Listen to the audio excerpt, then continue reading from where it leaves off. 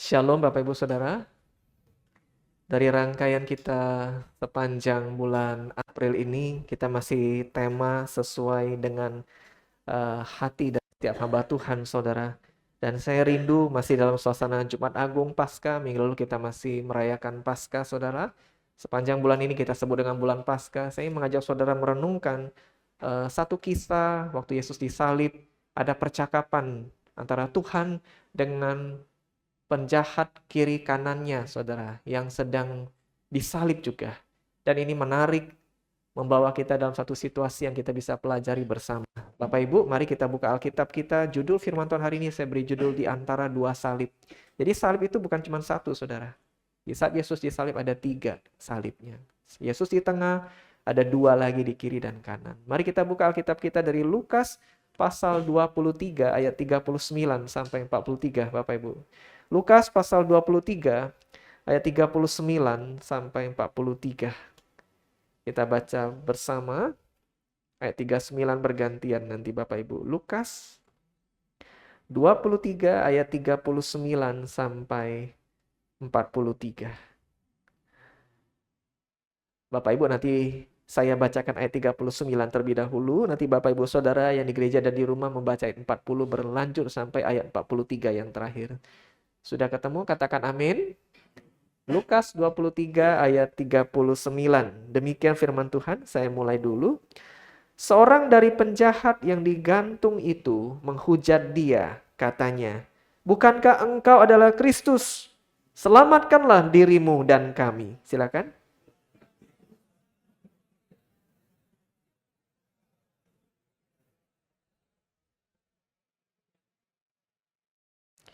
Kita memang selayaknya dihukum, sebab kita menerima balasan yang setimpal dengan perbuatan kita. Tetapi orang ini tidak berbuat sesuatu yang salah.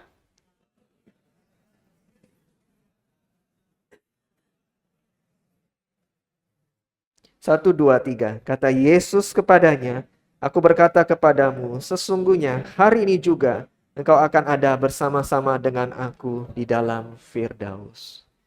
Saudara, kebayang ya adegannya, ada satu penjahat yang mulai ngomong dulu. Menekan Yesus, menyalahkan Yesus, saudara, menuntut Yesus. Kalau engkau juru selamat, selamatkan dirimu dan juga kami. Ya, saudara memandang dengan negatif kepada Yesus. Nah, sementara satu penjahat lagi berkata, bukan pada Yesus, tapi pada penjahat yang sebelumnya. Kenapa kau bilang begitu? Kita ini sama-sama memang patut dihukum. Kita ini penjahat. Tapi dia ini tidak jahat. Saudara lihat ya. Di Bukit Golgota itu saudara, kita melihat sebuah gambaran yang sangat jujur tentang namanya manusia, saudara. 2 penjahat berada di sisi Yesus, kiri dan kanan. Mereka sama-sama berdosa. Mereka sama-sama menderita. Mereka sama-sama siap menghadapi namanya kematian. Namun satu hal yang membedakan yang kiri dan yang kanan ini adalah cara pandang mereka dan respon hati mereka terhadap pribadi yang di tengah itu yang namanya Yesus. Dari 2 orang penjahat ini kita akan belajar 2 hal pagi ini Bapak Ibu Saudara yang di gereja dan di rumah. Bahwa bagaimana kita merespon Tuhan akan menentukan kehidupan kita selanjutnya. Saudara, saya ingin bawa saudara pada kebenaran yang pertama. Cara pandang yang benar itu seringkali lahir dari kerendahan hati, saudara. Cara pandang yang benar, saya ulangi, itu seringkali lahir dari hati yang tidak sombong. Atau kita sebut rendah hati. Katakan rendah hati Bapak Ibu. 1, 2, 3. Rendah hati. Saudara, pencari yang pertama menuntut. Kalau kau menyebut dirimu Kristus, Raja, selamatkan dirimu, selamatkan kami juga yang tersalib ini. Jadi ini kayak nantang Tuhan, saudara. Kalau kau hebat, tunjukin dirimu.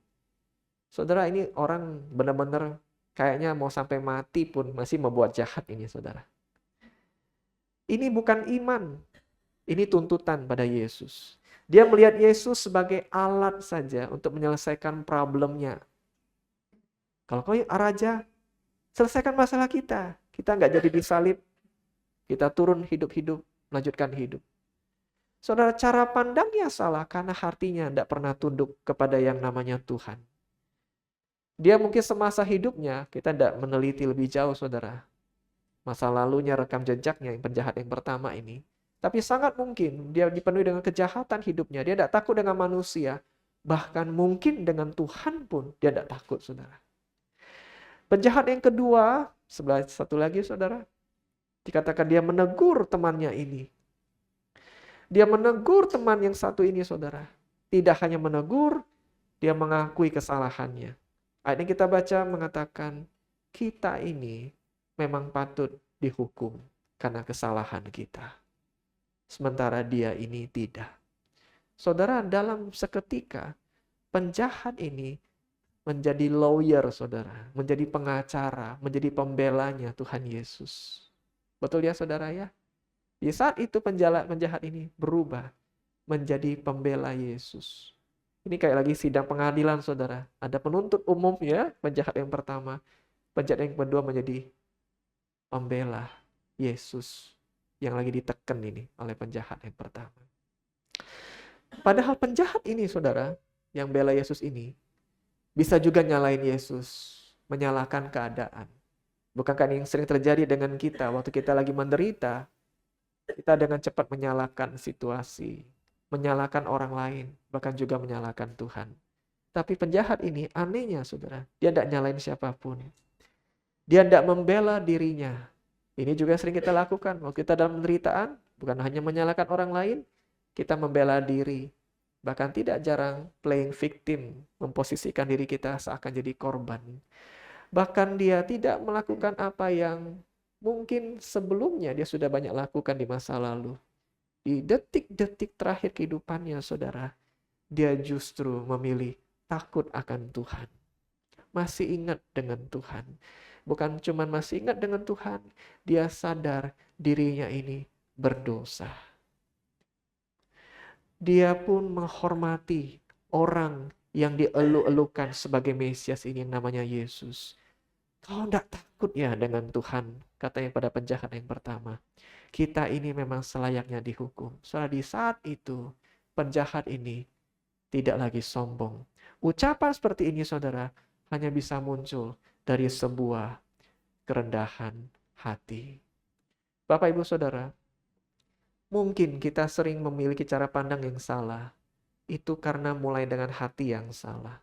Dengan hati yang sombong dan hati yang keras. Akibatnya, kacamata yang kau pakai melihat situasimu, melihat orang lain, bahkan melihat Tuhan adalah negatif. Semuanya jelek, semuanya buruk, semuanya sial bagimu karena engkau tidak membawa dengan hati yang lembut, yang rendah hati. Selama kita masih bawa hati yang sombong, Bapak Ibu, dan hati yang keras, kita akan mudah menyalahkan Tuhan dan mudah menyalahkan situasi dan tidak bisa namanya terima kebenaran. Setuju Bapak Ibu? Orang yang sombong, saudara, dia sudah salah pun dia tidak bisa terima. Malah dia nyerang balik orang lain padahal dia salah. Mengapa? Baginya aku yang paling benar. Egonya tinggi, membumbung tinggi. Bagi dia salah pun aku tidak boleh disalahkan. Semua orang salah. Itu mempengaruhi, saudara. Dia lihat semua orang jelek, buruk, termasuk Tuhan. Karena hatinya sombong. Saudara, kita baca satu ayat ada ditampilkan di depan. Amsal mengatakan permulaan hikmat. Kita baca Bapak Ibu. 1, 2, 3. Permulaan hikmat adalah takut akan Tuhan. Sekali lagi, 1, 2, 3. Permulaan hikmat adalah takut akan Tuhan. Dunia tidak kurang orang pintar, saudara. Dunia tidak kurang orang cerdas. Yang dibutuhkan bukan cuma cerdas dan pintar. Skormu bagus, grade sekolahmu bagus, grade universitasmu bagus. Bukan cuma itu. Tapi engkau tambahkan namanya hikmat. Tahu benar dan salah. Bedakan itu.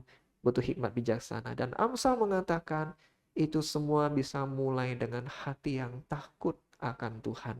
Tidak bisa hati yang berdiri sombong di hadapan Tuhan. Tapi harus tunduk dengan Tuhan. Rendah hati. Seperti yang dilakukan oleh penjahat yang membela Yesus ini. Waktu itu terjadi, saudara, hikmat itu datang. Dia mulai sadar dirinya berdosa. Ya, saudara ya, dia tidak lagi sombong. Ngapain sombong? Sudah mau mati. Di saat itu saudara, dia sadar dirinya. Hikmat datang saudara. Mungkin hikmat itu tidak pernah datang di saat-saat sebelumnya. Dirinya banyak dilumuri dengan dosa. Tapi di detik terakhir hidupnya, cara pandangnya berubah saudara. Dia melihat orang ini, Yesus ini bukan penjahat kayak kita. Dia tidak pantas disalib, kita ini pantas disalib. Saudara, kerendahan hati itu membuka mata rohani. Kerendahan hati membuat kita siap menerima koreksi, saudara. Kerendahan hati membuat kita akan jadi lebih baik. Bapak Ibu, saya punya satu gambaran contoh ilustrasi. Saya tunjuk random acak satu orang ke depan ya. Tapi tidak kayak minggu lalu tebak-tebakan suara istri, bukan Bapak Ibu. Hari ini saya minta satu orang ke depan. Saya tunjuk, maju ke depan. Saya pinjam mic satu boleh? Saya tunjuk satu orang saja saudara. Yang paling gampang dekat saja Bapak Eric Ford, boleh aja izin. Aduh aku lagi kata Pak Eric Ford. Sudah begini saudara wajahnya. Pak Eric Ford karena paling depan saja, boleh maju. Saya pinjam mic boleh? Ini foto satu jemaat, Pak Erick boleh sini? Sudah hidup Pak mic-nya? Sudah hidup, dikit-dikit Pak. Salahnya Bapak tadi duduk di depan sebelah kanan, jadi ketembak langsung dipilih. Pak, ini adalah foto nasib. Foto satu orang jemaat kita, tapi jangan sebut namanya, nanti tersinggung. Cuman saya mau tanya satu pertanyaan saja, dijawab dengan jujur. Ya saudara ya, ini foto salah satu jemaat kita yang setia beribadah, ibadah pagi. Dan saya akan tanyakan satu pertanyaan pada Pak Erik. Siap lihat Pak? Siap. Oke. Jangan sebut namanya Pak ya. Saya rasa orang ini rajin beribadah di gereja kita. Bapak Ibu kenal orang ini. Hampir setiap minggu datang. Menurut Pak Erik, wajahnya kategori clue-nya saudara pria, ya. Apakah menurut Bapak, Pak Erik, wajahnya cukup oke? Sangat oke. Ya benar, sangat oke. Sangat oke. Di bagian mananya Pak? Matanya atau hidung mungkin? Soalnya jangan tersinggung, ini kan tes aja, random. Foto saudara ada yang saya caplok satu di sini. Bagian mana yang kira-kira oke-nya? Keseluruhan. Oke, ini mungkin dengan hati puhau itu nih, suka senyum, suka senyum gitu aja. Suka senyum. Adakah bagian dari, oke ini close up memang fotonya saudara ya? Harus. Ada yang diperbaiki? Fokus satu ini. Ya. Satu indera. Adakah yang perlu diperbaiki? Hidung. Oke, beri tepuk tangan untuk Pak Erik saudara. Silakan duduk Pak.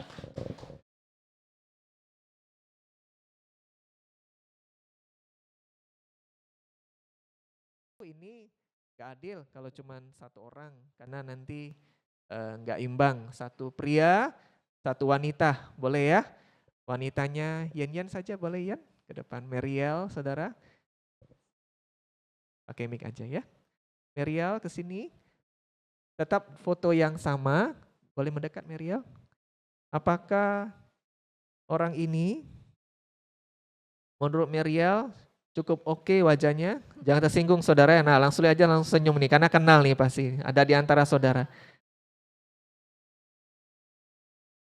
Oke. Itu aja, oke. Ya. Adakah bagian yang perlu diperbaiki? Ada. Gak ada? Nah, ini juga hati puhau isu saudara, karena ada di antara saudara nih. Oke, tepuk tangan untuk Meriel, terima kasih. Saudara tahu nggak siapa orangnya? Ada di antara saudara hari ini. Pria tadi saudara. Yang bisa jawab, wah hebat saudara, luar biasa itu. Siapa? Ada di antara saudara duduk pagi ini. Cluenya bagian hidungnya saja yang butuh diperbaiki kata Pak Erik tadi. Sunli siapa? Tidak tahu? Ren? Pak Yudi? Naikin hadiahnya 100 juta rupiah. Nggak ada yang tahu? Pak Rimin? Duduk bersama kita pagi ini. Agak susah musuh clue-nya only dan cuman hidungnya yang butuh diperbaiki. Saudara mau tahu jawabannya? Saudara mau tahu jawabannya? Saya tadi tunjukkan cermin, saudara. Cermin dari HP saya. Selfie dari kamera. Jadi waktu Pak Erik melihat, saudara tahu apa yang dilihatnya? Dirinya sendiri. Dan dengan bangganya berkata sangat oke tadi saudara. Ada yang butuh diperbaiki sebenarnya dia mau jawab, nggak ada sebenarnya. Cuma mungkin karena nggak enak jawab hidung saja. Dan Meriel melihat fotonya, gambarnya adalah selfie kamera, yaitu wajah Meriel sendiri. Saudara tahu, seringkali saudara, kita kan pasti berdiri depan cermin, nggak mungkin nggak saudara ke gereja pagi ini. Setuju ya? Seburu-burunya saudara, sekilas saudara lewat cermin. Ya, apalagi wanita. Wah, itu teman sejati, saudara. Selain pasangan hidup, selain dapur, teman sejati adalah cermin. Dan dari cermin bisa tergantung acara ya. Berapa lama itu. Saudara, cermin selalu menampakkan apa yang kita bawa di depannya. Tapi kalau yang ditampakkan cermin, contoh, saudara, hai wanita, waktu ditampakkan cermin, wajahmu pucat sekali, kau kesel dengan cermin itu, apa yang kau lakukan? Apakah kau pecahkan cermin itu? Enggak dong, Muse.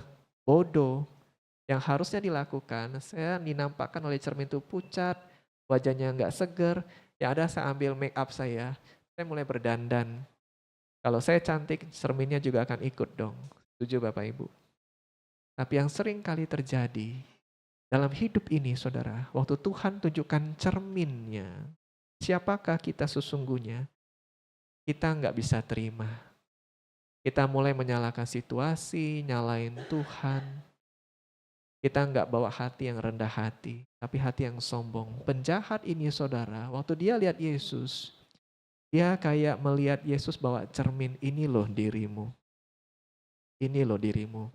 Engkau sudah begitu banyak buat dosa. Mau endingmu juga begitu? Saudara, waktu dia lihat Yesus, dia sadar dirinya berdosa. Ada kalimat berkata demikian saudara, kita ini harus kenal Tuhan supaya kita bisa kenal diri kita. Kalau engkau berjumpa dengan Tuhan secara pribadi, kau melihat kekudusannya, kebaikannya, kasih setianya, itu akan buat engkau bau dan engkau akan menunduk malu, merasa dirimu sangat berdosa. Mengapa? Sadar diri saudara. Saudara, Allah, ada satu lagi kita akan baca saudara, mengasihani, mencintai orang-orang yang rendah hati. Bapak Ibu kita baca ini bersama-sama. 1, 2, 3. Allah menentang orang yang congkak, tetapi mengasihani orang yang rendah hati. Sekali lagi Bapak Ibu lebih lantang, 1, 2, 3. Allah menentang orang yang congkak, tapi mengasihani orang yang rendah hati. Saudara, hadiah terbaik yang Yesus berikan pada orang ini saudari saat itu adalah dia menerima keselamatan. Tapi sebelum itu terjadi, dia sudah menerima berkat Tuhan dulu saudara. Waktu dia bawa rendah hati saudara. Dia terima koreksi, bahkan Tuhan pun gak koreksi dia loh saudara. Betul ya, gak ada dalam percakapan itu Tuhan tegur dia, gak ada. Dia langsung sadar diri, cara pandangnya diubahkan oleh Tuhan. Jadi benar, jadi positif. Saudara, jauh-jauhkan hati yang sombong dari dirimu. Jauh-jauhkan hati yang congkak dari dirimu. Supaya engkau gak terus melihat semua keadaan dengan negatif. Tapi kau bawa hati yang rendah hati di hadapan Tuhan. Pelan-pelan Tuhan akan ubah view-mu, cara pandangmu. Kau tidak akan gampang menghakimi orang lain. Kau gak akan gampang kecewa kepahitan dengan Tuhan. Tapi waktu kau rendah hati, Tuhan apa kehendak-Mu bagiku? Apa pelajaranmu dalam penderitaanku ini? Saudara akan melihat situasimu belum berubah. Salib itu masih tetap ada bagi penjahat itu. Tapi cara pandangnya berubah. Pengharapannya timbul saudara. Imannya timbul, kekuatannya timbul. Dan seorang pendeta mengatakan demikian. Dengarkan saudara. Kekuatan dari yang tak terlihat itu menentukan kekuatan dari yang terlihat. Saya ulangi saudara ya. Apa yang tidak kelihatan seringkali menentukan kekuatan dari apa yang kelihatan. Saudara kita lagi renovasi gereja sebelah. Saudara kita akan lihat atasnya yang kelihatan. Tapi semua yang kelihatan itu, Bapak Ibu setuju, tergantung dari yang tidak kelihatan, fondasi di dalam tanah itu. Kalau yang di dalam fondasi itu lemah, mau bagus seapapun di atasnya akan roboh waktu ada goncangan yang kuat. Nah saudara, mungkin hari ini situasimu belum berubah. Masih pahit, masih berat, masih penuh pergumulan. Waktu engkau bawa rendah hati, Tuhan, bimbing aku, ajar aku, bentuk aku dalam situasi ini. Aku tidak akan sombong lagi. Kalau ada yang salah, kau koreksi aku Tuhan. Kau ubahkan aku. Saudara akan melihat, waktu cara pandangmu berubah, yang di dalam ini akan ada damai sejahtera. Yang di dalam ini akan ada kekuatan. Yang di dalam ini akan ada keselamatan. Saudara miliki cara pandangmu yang diubahkan oleh Tuhan. Hari ini, jauhkan sikap sombong. Jangan tolak teguran koreksi dari Tuhan. Yang kedua Bapak Ibu, kisah ini juga menunjukkan satu pengharapan yang indah. Bahwa kalimat yang tadi Bapak Ibu ya, orang yang sadar dirinya akan lebih mudah melihat kasih Tuhan. Pemulihan daripada Tuhan. Poin yang kedua saudara, awal yang buruk tidak harus berakhir buruk. Saudara penjahat ini yang bela Yesus ini saudara, tidak punya masa lalu yang baik. Kalau kita ibarat itu buku saudara, 90% lembaran buku atau kalau boleh 99% lembaran kertas itu saudara kotor. Tapi tinggal satu lembar yang terakhir yang mau dia tulis seperti apa dengan Tuhan. Tapi yang sebelumnya ini kotor, jelek, tidak bisa dibanggakan. Dia tidak punya kesempatan saat ini. Dia tidak bisa turun dari salib, tidak bisa saudara, karena prajurit ada di bawah. Betul ya? Orang melihat dia, kalau turun tangkap saudara, langsung dibunuh. Dia bisa turun, terpaku juga, tersiksa. Kedua, dia mungkin tidak punya kesempatan lagi memperbaiki hidup. Saudara, orang disalib itu dipastikan akan mati. Tidak mati pun dikatakan tulang mereka akan dipatahkan supaya pelan-pelan mati atau cepat mati. Pokoknya harus mati saudara, orang yang disalib itu. Jadi dia tidak punya kesempatan lagi. Mau turun, ketemu temannya, minta maaf, perbaiki kesempatan dengan orang tua. Tidak punya saudara, dia tidak punya kesempatan kedua secara manusia. Dia tidak bisa menebus kesalahannya. Dia sudah nampaknya hopeless. Tapi di akhir hidupnya saudara, dia tidak berkata, aku habis. Dia tidak berkata, sudah ada harapan. Dia cuma minta satu hal pada Yesus. Yesus. Sudah bela Yesus ini saudara, dia bawa satu harapan kecil pada Yesus. Yesus, ingatlah akan aku kalau engkau datang sebagai Raja. Cuma minta diingat saudara. Pinter pula. Ngapain dia minta uang? Gak ada gunanya lagi saudara, betul? Ngapain dia minta kesehatan? Sudah mau mati. Dia sudah tersalib. Mau minta apa lagi? Status, posisi gak ada guna. Dia cuma minta diingat kalau engkau datang sebagai Raja. Saudara, ketika semua harapan manusia hilang, seperti penjahat ini, dia hanya minta belas kasihan Tuhan. Aku tidak minta apa-apa lagi Tuhan. Akulah terpojok, akulah kesulitan, jalan buntu, tidak ada lagi yang bisa aku banggakan. Aku cuma minta setitik harapan, ingatlah akan aku. Saudara, penting tidak untuk diingat? Tidak penting Musa. Untuk apa aku diingat oleh dia? Dia bukan siapa-siapa, betul. Tapi kalau yang saudara minta ingat ini adalah satu hari jadi orang penting, itu akan memberkati hidup saudara. Contohnya saudara, Rin, ingatlah kamu semingming kalau satu hari engkau jadi wali kota Palembang. Amin Rin? Bukan amin ingat jadi wali kotanya aja. Ingatlah akanmu semingming. Siapa lagi? Fiona yang dekat-dekat aja ini, anak muda.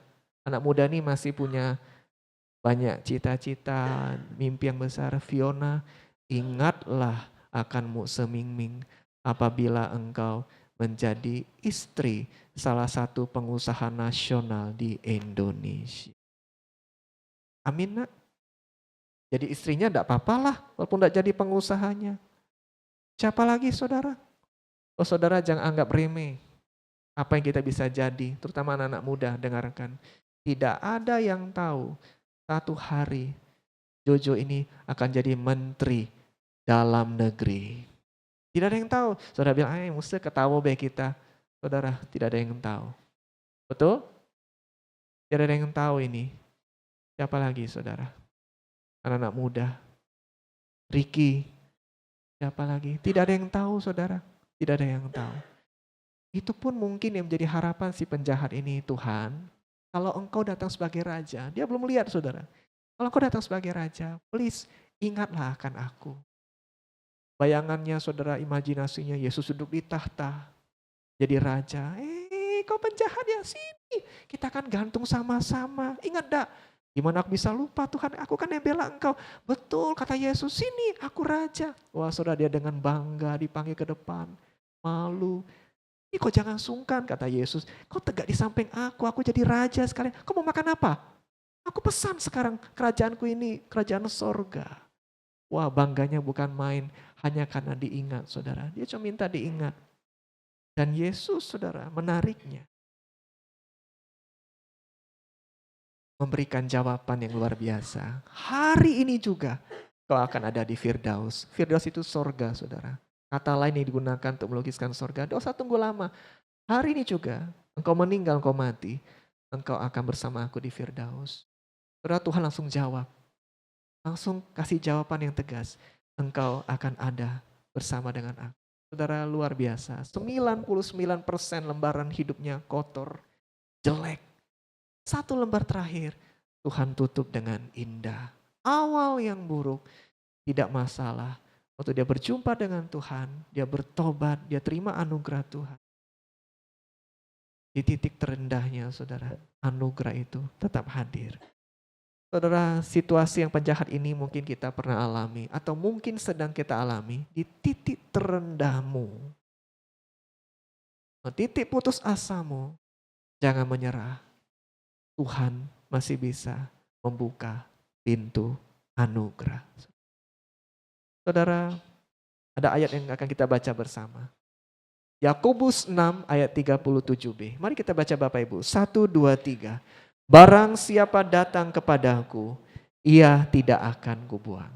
Siapaku di situ? Yesus, saudara. Yesus berkata, sejelek-jelek situasimu, separah-parah keadaanmu, engkau mungkin malu, engkau buat banyak kesalahan. Datanglah, engkau tidak akan kubuang. Dan penjahat ini sudah dalam hati dia ambil kesempatan itu, dia datang pada Yesus. Dia tidak merasa kuat, dia tidak mengandalkan dirinya. Dia cuma terima anugerah daripada Tuhan. Dan anugerah itu tidak menunggu kita untuk sempurna dulu. Anugerah itu bisa bekerja bahkan di detik yang terakhir. Yang dibutuhkan apa saudara? Hanya sikap berserah, tidak berdaya, minta Tuhan tolong. Saudara, dalam hidup saya pribadi, saya pernah merasakan ditolong oleh manusia saudara. Saudara mungkin banyak yang sudah tahu atau pernah juga disebutkan beberapa kali di khotbah, Musa Allah juga pernah sebutkan. Saya ini tidak bisa berenang saudara. Sampai hari ini Bapak Ibu. Tapi mujizat selalu bisa terjadi saudara. Bahwa kalau kita belajar usia berapapun tetap bisa berenang. Ada yang saudara senasib dengan saya tidak bisa berenang sampai hari ini?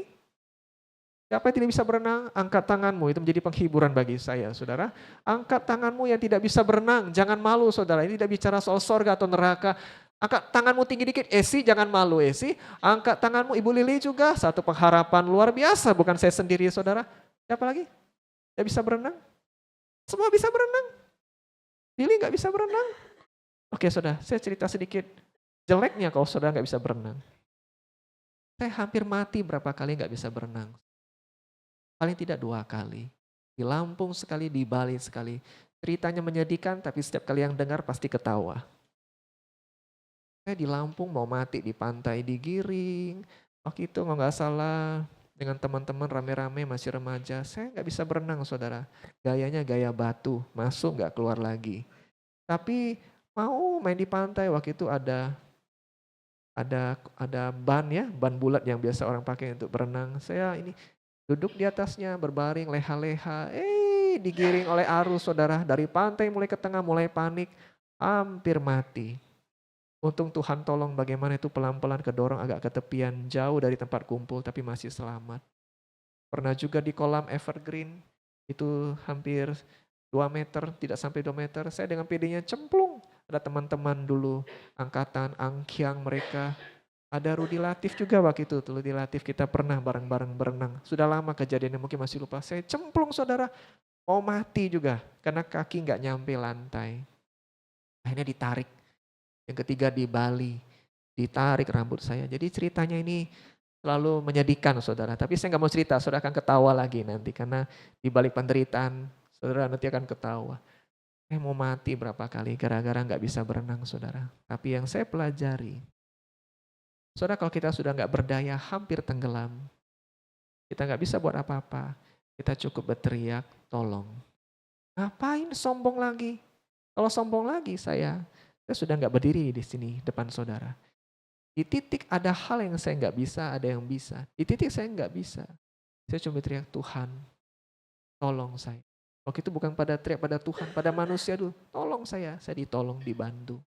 Gak bisa ngomong pun saya cuma julur tangan. Nampak dari permukaan orang tarik ke saya. Nah saudara dalam hidup kita ini, penjahat ini, dia nggak bisa sombong apalagi tawar sama Tuhan. Dia cuma bilang, Tuhan, ingatlah akan aku. Hidupku ini sudah buruk sekali. Aku tidak mau tutup dengan buruk. Ingatlah akan aku.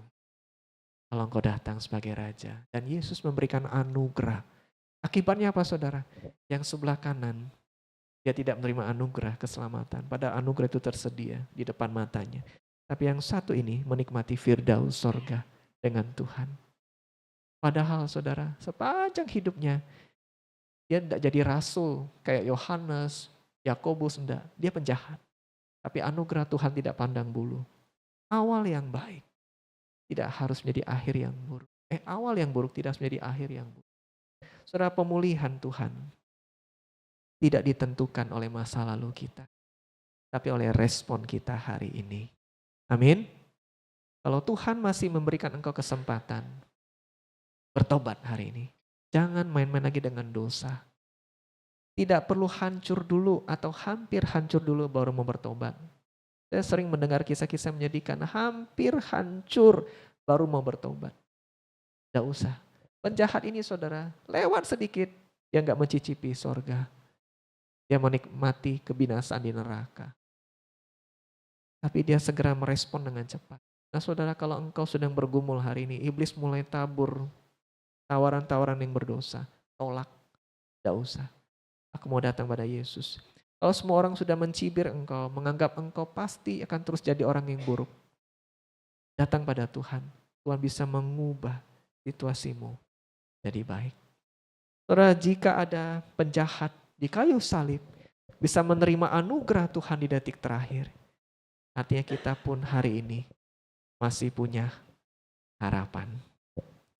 Jika penjahat di kayu salib, saya ulangi saudara, bisa menerima anugerah di detik terakhir. Engkau dan saya masih punya kesempatan untuk ditolong oleh Tuhan, untuk dipulihkan dengan Tuhan. Sehingga akhir hidupmu jadi manis, jadi indah. Saudara, kita sering nonton, beberapa di antara kita mungkin nonton drakor saudara.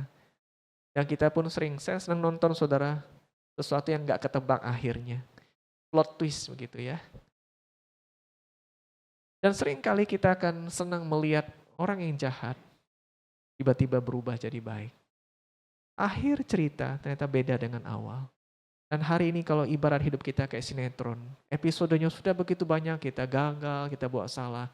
Endingnya saudara, gak perlu seperti itu. Mari rendah hati saudara seperti penjahat ini.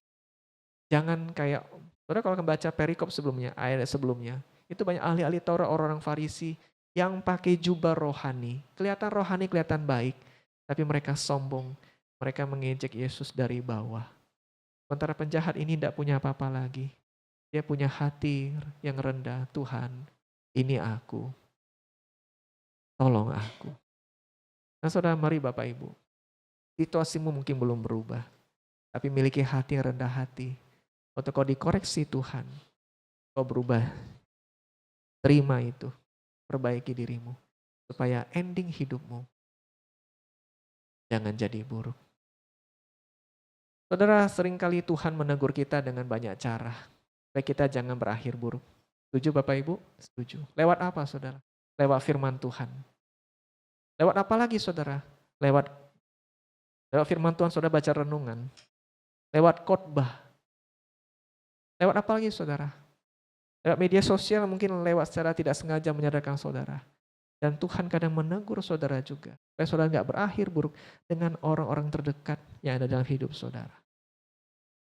Tapi seringkali kita ini hatinya sombong. Tidak mau terima koreksi. Sehingga akhirnya tetap buruk.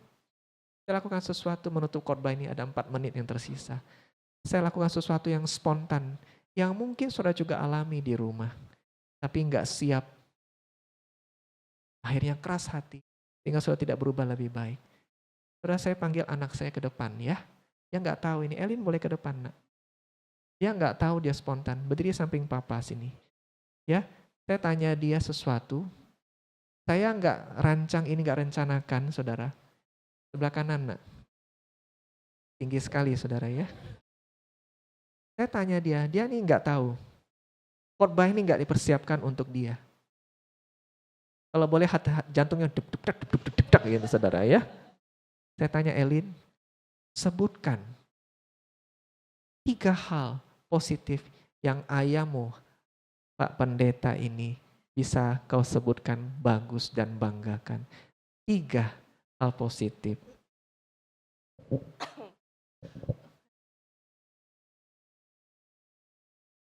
Kalau papi marah tuh adanya tuh, maksudnya tuh kayak kasih taunya tuh kayak tolong ya orang tua lain gitu. Yang suka bentak-bentak gitu. Papi tuh ya, terus papi tuh selalu ingetin jangan lupa. Terus yang terus yang ketiga tuh papi suka ingetin Elin tuh kayak jangan tugas sekolah gitu, jangan mepet-mepet, jangan ditunda-tunda gitu, jangan maksudnya tuh usahain yang terbaik gitu. Bagus sekali saudara ya. Saudara cukup 3 atau kita butuh tambahkan? Saudara kalau yang bagus anak ngomong, pasangan ngomong, senang hati? Senang, yang di rumah juga pasti senang. Namanya hal yang positif. Tapi kita ganti saudara. Andai kata anak kita ngomong, Pak ada satu hal yang butuh engkau ubah, negatif. Anggap ini suara Tuhan saudara, yang menolong kita bercermin. Kita sadar ada hal yang buruk, tapi selama ini kita tutup mata terus, kita nggak mau terima itu. Sampai anakmu, pasanganmu dipakai Tuhan untuk menyadarkanmu, untuk mengingatkanmu, supaya kau jangan berakhir buruk, kau siap tidak terima. Elin, sebutkan 1 saja kekurangan papa yang butuh diperbaiki, need to improve. Tadi 3 yang positif saudara, kekurangannya 1 saja.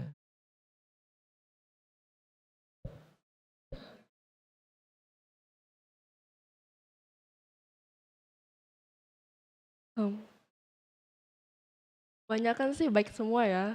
Udah kayak bingung mau apa lagi ya.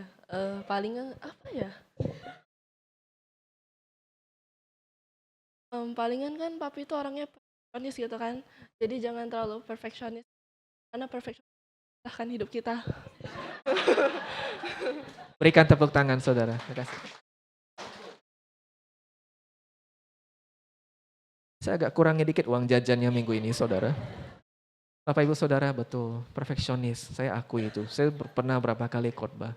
Saudara, orang yang paling dekat, yang paling tahu kita. Betul? Setuju Bapak Ibu? Kalau ketemu orang luar, dia nggak tekan tombol merah yang buat saudara gampang emosi. Dia nggak tahu saudara waktu saudara nggak mungkin pakai topeng depan orang. Dia yang paling tahu saudara. Tapi mungkin dia juga yang butuh saudara dengar. Untuk saudara improve. Jangan lagi teruskan hal yang buruk. Kau harus berubah lebih baik. Stop. Supaya kalau semuanya yang lalu ini buruk, yuk mari. Untuk engkau terima koreksi yang Tuhan pakai melalui mulut orang-orang dekatmu. Engkau jadi ending yang baik. Entah apa yang membuat si penjahat yang membela Yesus ini berubah saudara. Mungkin suara hatinya. Hari ini kalau suara hatimu mulai tumpul, Mungkin Tuhan pakai orang di dekatmu untuk ngingetin engkau. Supaya engkau jangan endingmu buruk. Yang saya dengar hari ini, hai Hartono Tusin, Muse Mingming, engkau jangan perfeksionis. Untuk kau perfeksionis, geser kaki yang miring saja bisa jadi masalah, saudara. Centong salah taruh bisa jadi masalah, saudara. Itu buat stres banyak orang. Saya harus berubah. Kalau saya nggak berubah, kisahnya akan tetap sama. Saudara, mari. Saya tekankan sekali lagi, tidak direncanakan ini. Saudara, kalau saya sombong, siapa ini anak 14 tahun? Siapa ini? Saya ini pendeta, saya lebih banyak buka Alkitab. Saya juga yang buat renungan, dia yang baca renungan yang saya buat. Siapa dia? Kalau hati saya sombong, saya reject, saudara, saya tolak. Tapi saya tahu, kalau saya mau berubah, cara pandang saya positif, saya harus rangkul ini, koreksi. Saya harus terima ini, teguran dari Tuhan. Supaya kalau mungkin awalnya buruk, endingnya manis. Mari kita berdoa. Saudara.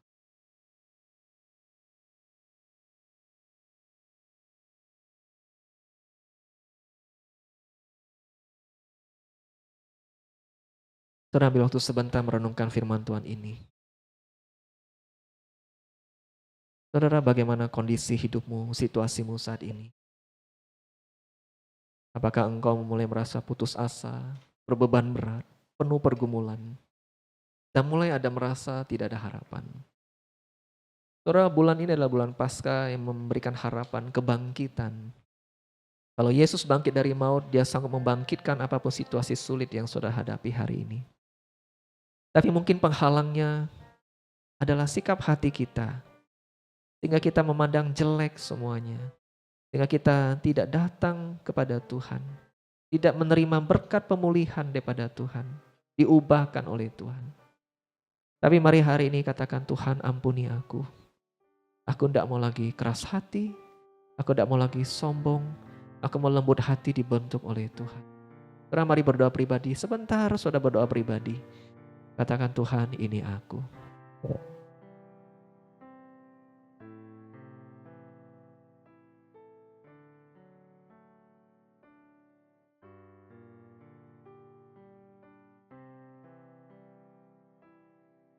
Bapa dalam sorga,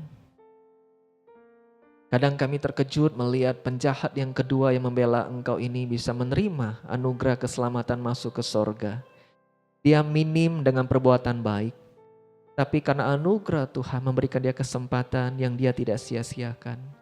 Hari ini Tuhan, kami percaya Engkau punya rencana yang indah bahwa ending akhir hidup kami Tuhan inginkan manis, indah, membanggakan Tuhan, memberkati sesama. Tapi tolong kami Tuhan, kalau selama ini kami sering sombong, keras hati, menolak pembentukan daripada Tuhan. Kami ingin bertobat, kami ingin tidak menyia-nyiakan anugerah kesempatan yang Tuhan berikan. Sehingga Tuhan, kami boleh bersyukur bahwa Tuhan itu setia kepada kami. Kami buktikan juga dengan hidup kami yang akan setia menyenangkan Engkau. Terima kasih untuk firman-Mu. Di dalam nama Tuhan Yesus kami berdoa. Amin.